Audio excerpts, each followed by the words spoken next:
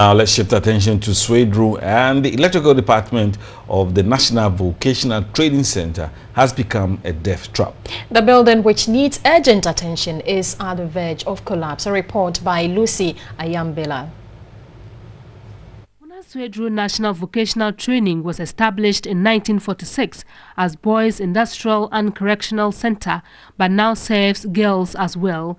The current population of both inmates and out students stands at 307. Since its establishment, the structure has seen no major maintenance. Rehabilitation. The structure serving as an electrical department has developed cracks. Holes have been created on the floor, serving as hiding places for reptiles.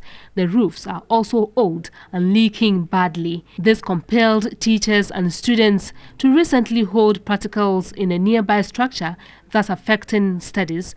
The institution needs a bus to support activities since the old one is not in use. The principal is Bernard Bananzi. So the structures needs renovation. Most of the electric wires are peeled off, and more often than not we get lights sparkling here and there, and so we need support from government. He said the electrical wirings are too old and need to be replaced with new ones to prevent any disaster. Funds are also needed to raise the ICT center started by the school's PTA. Meanwhile, new PTA executives have been elected and sworn into office. Still in the central region, the lack of boys' dormitory for the Gomoa Senior High Technical School is affecting supervision. The boys' dormitory, which was under construction, has been abandoned due to lack of funds. Lucy Ayambela has this report. The Gomoa Senior High Technical is in Gomoa de Rampong in the central region. The lack of dormitory for the boys has compelled school authorities to house them in a rented apartment outside the school premises. Lack of funds to complete the science block, the girls and boys dormitories had been a challenge to the school. The school needs a master's bungalow to help in the supervision of boarding students. Lack of frequent flow of water and inadequate classrooms remained a challenge. The assistant headmistress Sabina Mensan Depo said all social gatherings are done in the open due to the lack of an assembly hall.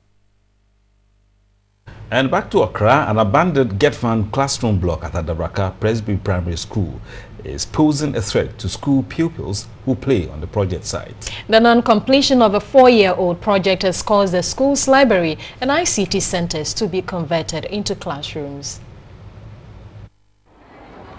The construction of the 3-story 18-unit classroom block started in 2012 by the Get Fund. School authorities say some existing structures of the school, including 2-bedroom teacher's apartment and a 6-unit wooden classroom structure, were demolished to pave way for the project.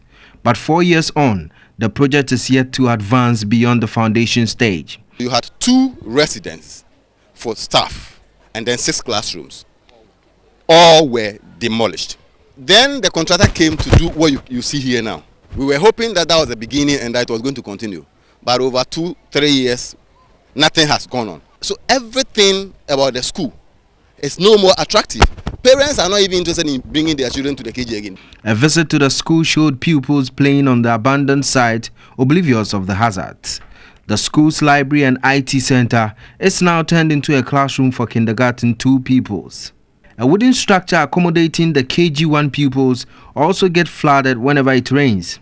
A former headmaster of the school, Reverend Emmanuel Ane, wants authorities to fast-track works on the project to save the school from further inconveniences. We are pleading they should finish it to save our children from any accident or any injury, and then to make the school attractive and ensure that we reverse the library will be functional and everything will go on. Meanwhile, the project supervisor at the Accra Metropolitan Assembly, S.O. Ewuku, would not answer questions on the project because, according to him, there are many of such projects in Accra and does not understand why Adabraka Presby Primary Project is the only one under questioning.